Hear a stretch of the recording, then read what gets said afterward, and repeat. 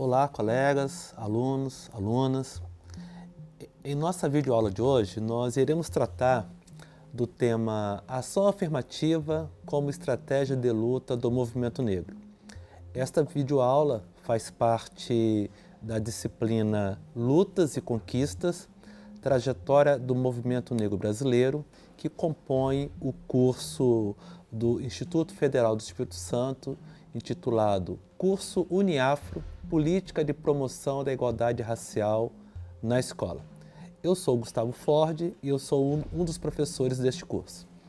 Pois bem, para nós falarmos de ações afirmativas, da luta do movimento negro no Brasil, é importante nós fazermos uma breve contextualização.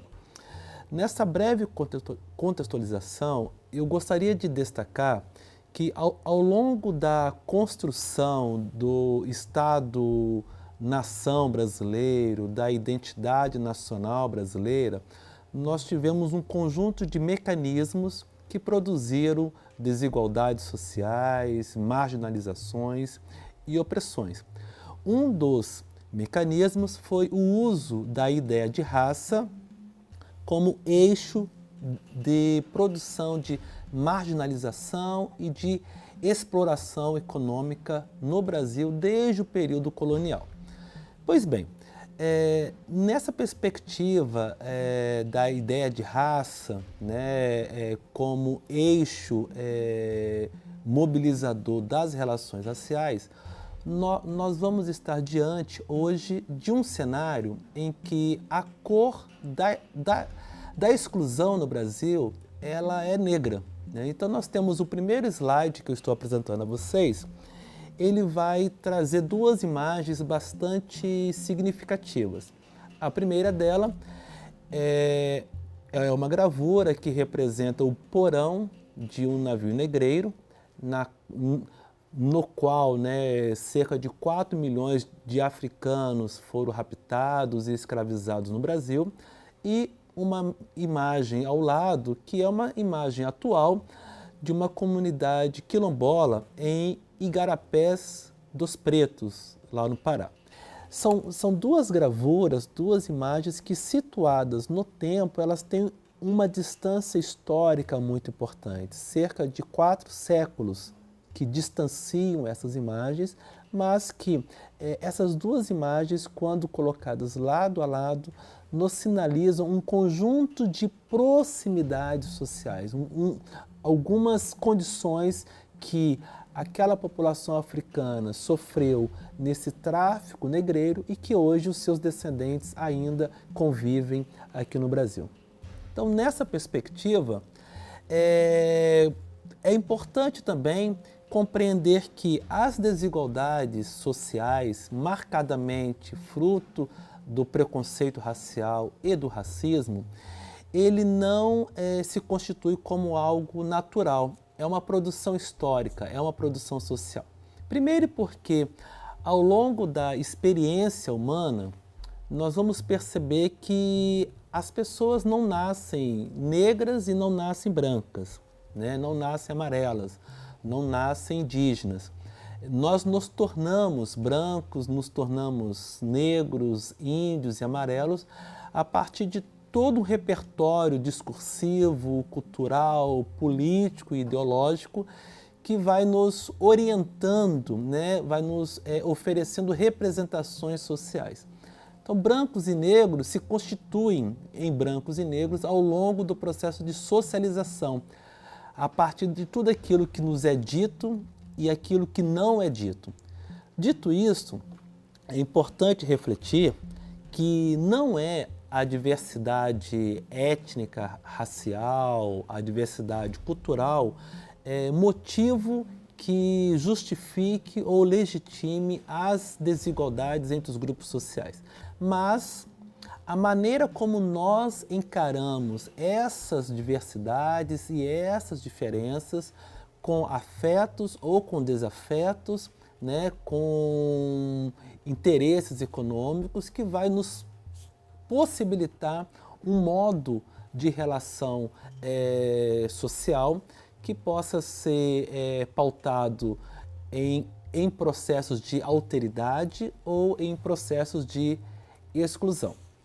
Continuando nesse breve contexto, nós vamos encontrar a partir do século XVIII, mas mais fortemente no século XIX, todo um conjunto de teorias racialistas, ou teorias raciais, como alguns preferem, com base no determinismo biológico, pensando raça a partir de um determinismo biológico ou de um determinismo cultural, a partir do darwinismo social.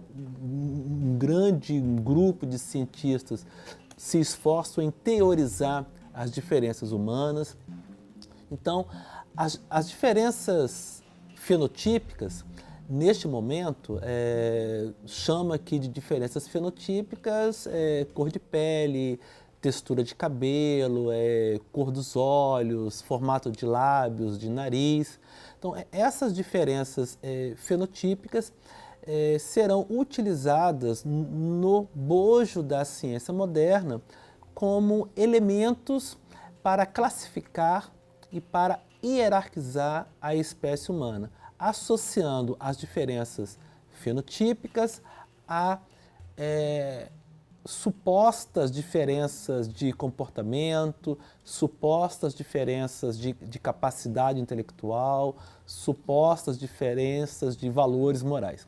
Surge, então, a ideia de raça como um conceito científico, né? E nesse conceito de raça serão produzidas todo um arcabouço teórico na tentativa de justificar a ideia de existência de raças superiores e de raças inferiores. As raças superiores estavam associadas ao grupo branco europeu e as raças inferiores lá na extremidade ao grupo negro africano. Nessa perspectiva, ao branco é atribuída todo um conjunto de positividade, sendo empreendedor, civilizado, capaz, inteligente, e na sua extrema oposição ao povo africano, nomeado como povo negro, foi atribuído todo um conjunto de qualificações negativas, né? Indolente, preguiçoso, feio, incapaz de raciocinar. Nessa perspectiva, então, hoje, a partir principalmente do século XX, um conjunto de institutos de pesquisas irão se esforçar para compreender as relações sociais brasileiras, que tratam de relações sociais racializadas, e produzir indicadores. Hoje nós dispomos de um conjunto de indicadores sociais que indicam um grande fosso, uma grande trincheira entre a qualidade de vida da população branca e a qualidade de vida da população não branca, entendida aí negros e indígenas. Neste slide, que são dados produzidos pelo IPEA, Instituto de Pesquisa Econômica Aplicada, nós podemos observar, são dados de 99 e a pesquisa foi publicada no início dos anos 2000, acho que 2003, 2004, não me recordo muito bem. Pois bem, vamos observar as desigualdades raciais brasileiras no que diz respeito às condições de moradia.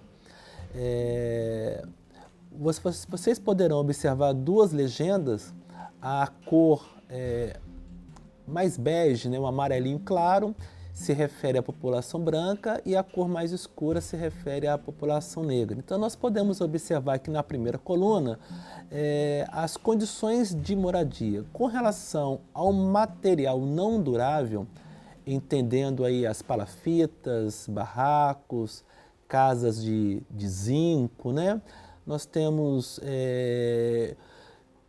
cerca de 4 vezes mais a presença da população negra, né? De 2 para 8. alta densidade, né, cômodos que suportaria 2, 3 pessoas e que convivem 5, 6, 7. Então nós vamos observar também que a população negra sofre um indicador bastante superior no que diz respeito à população branca. E isso se repete no que diz respeito à água inadequada, esgoto inadequado, habitações sem energia elétrica, sem coleta de lixo.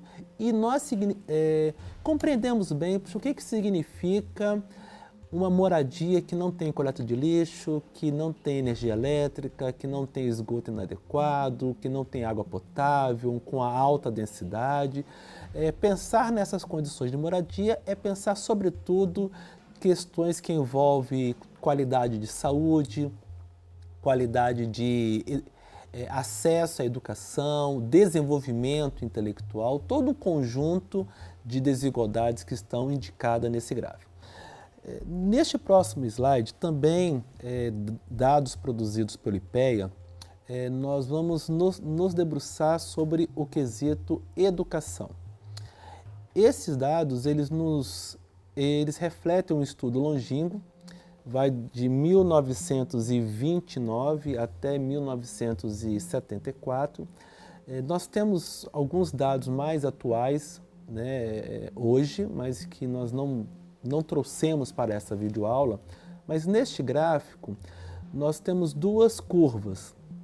A curva vermelha, ela indica a ascensão de escolaridade da população branca e a linha azul no que se refere à população negra. Deste gráfico podemos fazer várias leituras, né? Uma delas é que dos anos 30 até os anos 70, né, ao longo de 50 anos, houve uma melhoria no tempo médio de escolaridade de brancos e de negros. E isso demonstra um tipo de política acertada, um tipo de política interessante, fazendo com que a população tenha não só acesso à escola, mas que tenha uma permanência nessa escolaridade. Mas esse gráfico também nos aponta uma outra leitura possível, que a diferença de média de anos de escolaridade entre brancos e negros nos anos 30 permanece praticamente inalterada até os anos 70. Se não fossem duas curvas, eu poderia fazer uma brincadeira e dizer que são duas retas paralelas. E se nós voltarmos lá no nosso antigo primeiro grau, né, atual ensino fundamental, nós vamos lembrar que retas paralelas se encontram no infinito, portanto, nunca. Esse gráfico ele sinaliza, então, algumas preocupações. Primeiro, nos parece que existe uma evolução no que diz respeito ao tempo de escolaridade para brancos e negros, mas a diferença ela permanece inalterada. Bom, diante de um indicador como esse, um conjunto de pesquisadores, um conjunto de estudiosos, no qual eu faço parte, compreende que é necessário manter as políticas que garantem essa curva ascendente para os brancos, mas exige uma política específica para a população negra, uma política que possa fortalecer essa ascensão da população negra para que em um período de curto prazo, se não longo prazo, brancos e negros possam usufruir das mesmas condições e apresentar os mesmos indicadores sociais. Bom, pensado já um pouco esse contexto histórico, esse contexto social, né, das desigualdades raciais brasileiras em torno da ideia de raça e do racismo, pensando também em alguns indicadores que refletem de forma mais objetiva essa condição de desigualdade, nos é necessário pensar quem é esse sujeito humano portador de direitos humanos. Bom, primeiro que os direitos humanos, grande parte deles prevista em nossa Constituição, os direitos humanos não são um dado natural. Os direitos humanos é um construído, uma invenção humana em constante processo de construção e de reconstrução. segundo Hannah Arendt. Nessa perspectiva de pensar os direitos humanos como algo processual, como campo de tensionamento, nos faz pensar que discutir os direitos humanos das mulheres, dos negros, da população indígena nos anos 60 é muito diferente de discutir direitos humanos para esses segmentos hoje, no século XXI. Porque hoje as bandeiras de luta, as demandas desses segmentos populacionais não são mais as mesmas daquelas dos anos 60. Um outro dado é que nós consideramos necessário aprofundar a discussão desse sujeito humano. Quem é esse sujeito humano? Nos parece insuficiente tratar o indivíduo de forma genérica, de forma geral e abstrata. Faz-se necessário, segundo Flávia Piovesan, especificar quem é esse sujeito de direito, que passará a ser visto em sua peculiaridade, em sua particularidade. Então, quando se discute direitos humanos, políticas sociais, pensar aquele sujeito humano de maneira abstrata significa trazer uma perspectiva abstrata de indivíduo, uma perspectiva abstrata de sujeito que lhe retira das condições históricas e sociais que lhe são próprias. Propomos, então, compreendermos os sujeitos humanos na sua particularidade. Pensar políticas públicas em benefício das mulheres significa reconhecer que as mulheres no Brasil, ao viverem em um país extremamente machista, faz com que elas tenham um conjunto de obstáculos e um conjunto de dificuldades que nós, homens, por exemplo, não temos. Pensar a população negra, o sujeito negro, a mulher negra, em um país extremamente racista como o Brasil, significa também nos debruçarmos em formular políticas para essa população, por entender que ser negro em um país racista significa não usufruir das mesmas oportunidades dadas à população branca. É nessa perspectiva que nós indagamos quem é esse sujeito humano que muitas vezes é trazido para a discussão dos direitos humanos. E Boaventura de Souza Santos, sociólogo português, ele traz uma boa reflexão quando se discute uma suposta dicotomia entre o direito à igualdade ou o direito à diferença. Afinal, nós somos iguais ou nós somos diferentes? Esta questão nos acompanhou e ainda nos acompanha em alguns momentos, trazendo algum tipo de polêmica, algum tipo de dicotomia que para Boaventura pode ser resolvida da seguinte maneira. Nós temos o direito à igualdade e o direito à diferença. São dois direitos complementares, não são concorrentes, não são excludentes. Boaventura diz: temos o direito a ser iguais quando a nossa diferença nos inferioriza e temos o direito a ser diferentes quando a nossa igualdade nos descaracteriza. Daí a necessidade de uma igualdade que reconheça as diferenças e de uma diferença que não produza, alimente ou reproduza as desigualdades.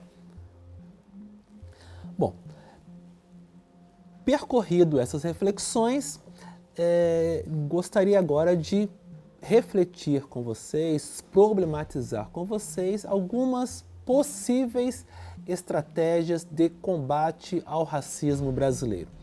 Grosso modo, eu penso em duas grandes estratégias. A primeira é uma estratégia de natureza repressiva e punitiva, que visa proibir e eliminar práticas discriminatórias. E nós temos uma outra estratégia que é a estratégia promocional, que visa fomentar e fazer avançar a equidade, a igualdade social. É importante destacar que a primeira estratégia, a repressiva, a punitiva, ela não é suficiente por si só para corrigir as desigualdades sociais. O fato de nós, no Brasil, termos um conjunto de legislações que já criminaliza o racismo, que proíbe manifestações e práticas discriminatórias, por si só, essa proibição não fará com que as desigualdades já existentes sejam superadas. Daí a necessidade de uma outra dimensão, a dimensão promocional, que visa fomentar políticas para aquele grupo social que ao longo da história da formação da sociedade brasileira sofreu um conjunto de práticas de exploração, de exclusão, que fez com que hoje estivessem em uma condição de grande empobrecimento.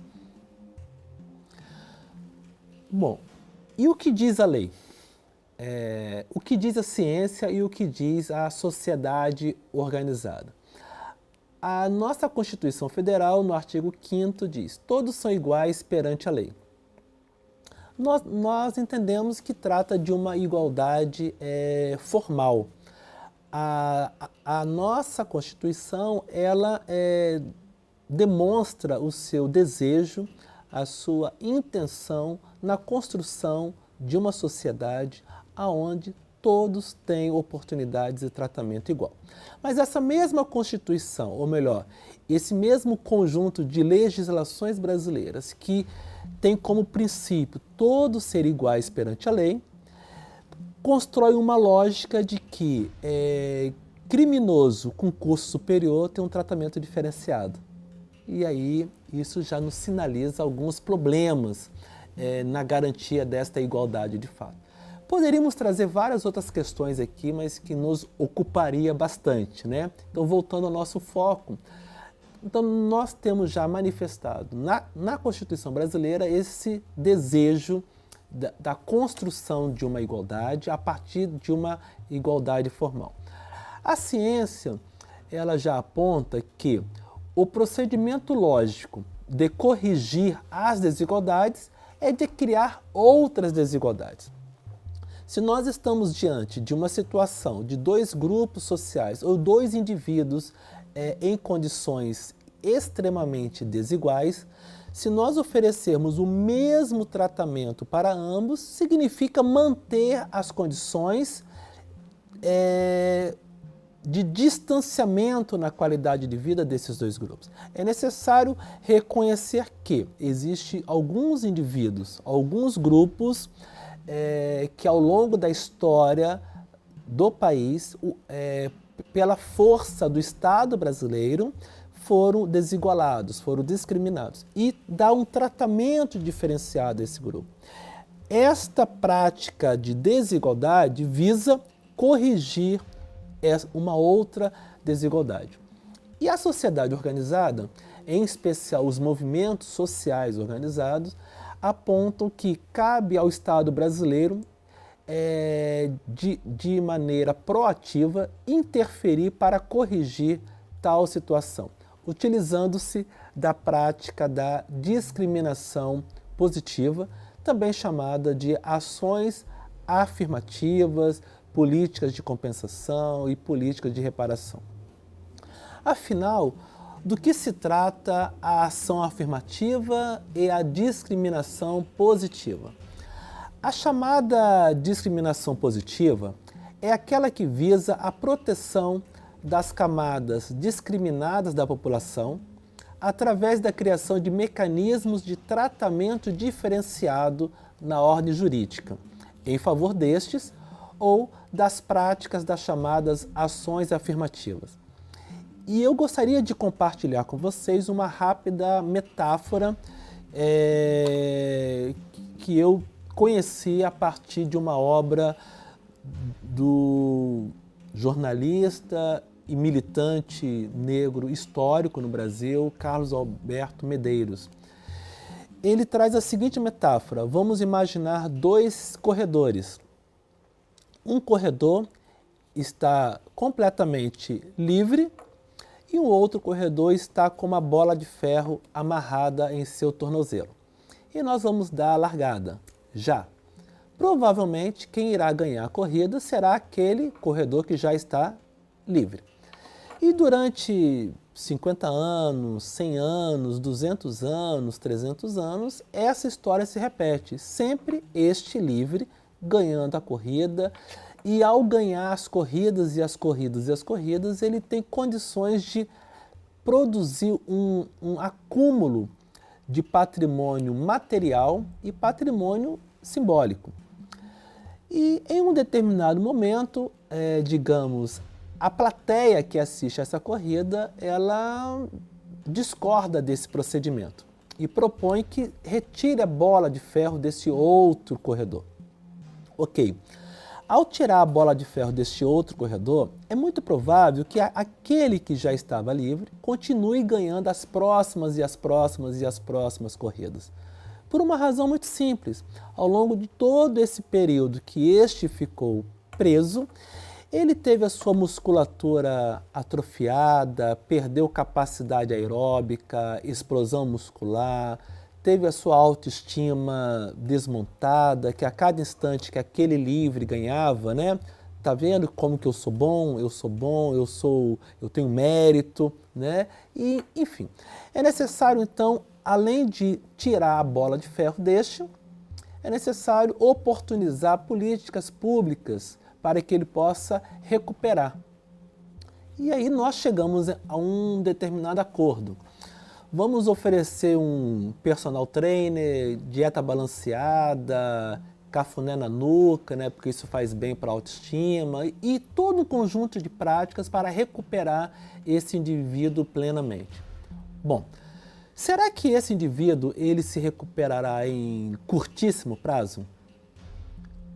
Será que enquanto ele está se recuperando, o outro senta e cruza as pernas e aguarda a plena recuperação deste? Eu estou convencido que não. Bom, e aí nós podemos chegar em uma outra reflexão. Durante todo esse processo de recuperação deste grupo social, é necessário que ao dar a largada na próxima partida, nós possamos calcular um posicionamento diferenciado para compensar todo esse prejuízo histórico que foi imposto a esse grupo social. E aí talvez este que já estava livre desde sempre largue deste ponto, e esse que estava com uma bola de ferro irá largar deste outro ponto. Esta diferença no posicionamento não significa privilégio, não significa entrar pela janela, significa compensar um prejuízo histórico, né, que foi socialmente produzido no Brasil contra uma grande parcela da população brasileira. Evidente que nessa metáfora nós utilizamos fizemos uso, né, de alguns recursos, né, como personal trainer, dieta balanceada, e aí nota de rodapé, né, personal trainer, saúde pública, dieta balanceada, escola pública. Então a gente vai perceber que todos esses recursos que são oferecidos, eles não possuem um tipo de qualidade que possa também suprir as demandas desse grupo nesse espaço de tempo. Pois bem, dentro dessa perspectiva de luta contra o racismo, dentro dessa perspectiva de construção de uma sociedade verdadeiramente igualitária e que ofereça oportunidades iguais para todos, o movimento negro tem se organizado no Brasil desde sempre. Eu costumo dizer que a história de resistência africana e dos seus descendentes aqui no Brasil remonta a 1538, quando o primeiro africano escravizado foi trazido para terras brasileiras. Desde então, são várias formas de resistência e de organização. Tivemos os antigos quilombos, né? as revoltas, as insurreições, mas vamos fazer um breve recorte às organizações negras contemporâneas. A partir dos anos 70, nós podemos trazer um desenho que é muito mais de natureza didática do que de natureza que possa indicar algum tipo de ruptura na história. Nesse desenho didático, eu compreendo que houveram e há períodos em que algumas questões se sobressaem na luta do movimento negro. Nos anos 70, com a reabertura política, no final dos anos 70, o movimento social negro brasileiro ele se reorganiza com a fundação do Movimento Negro Unificado, MNU, em 1978. Nos anos 80, existe toda uma produção acadêmica e uma produção social de denúncia ao racismo, de denúncia ao mito da democracia racial.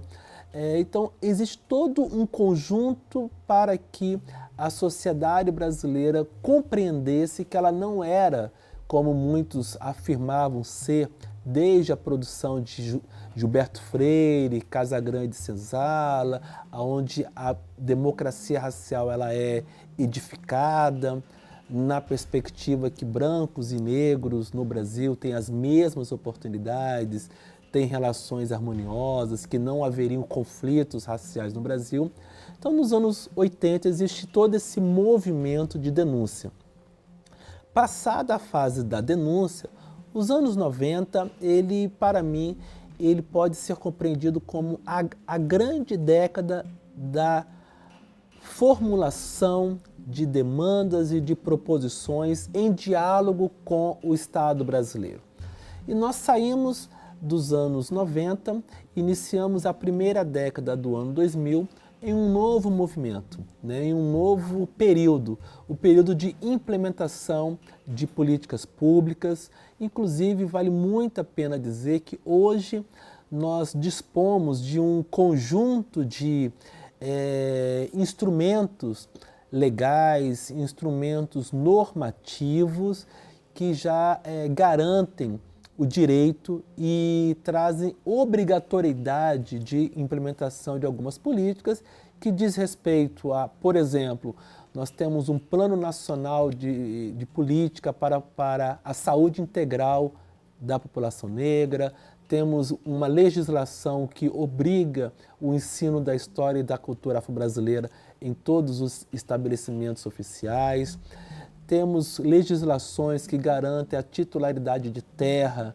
aos descendentes de quilombolas, enfim. Então nós temos um conjunto de normatizações bastante boas.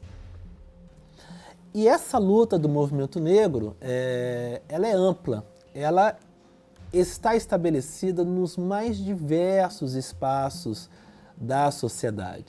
Ela acontece no espaço acadêmico, onde um conjunto de pesquisadores, um conjunto de estudiosos tem produzido conhecimentos de matriz não eurocêntrica e numa perspectiva antirracista.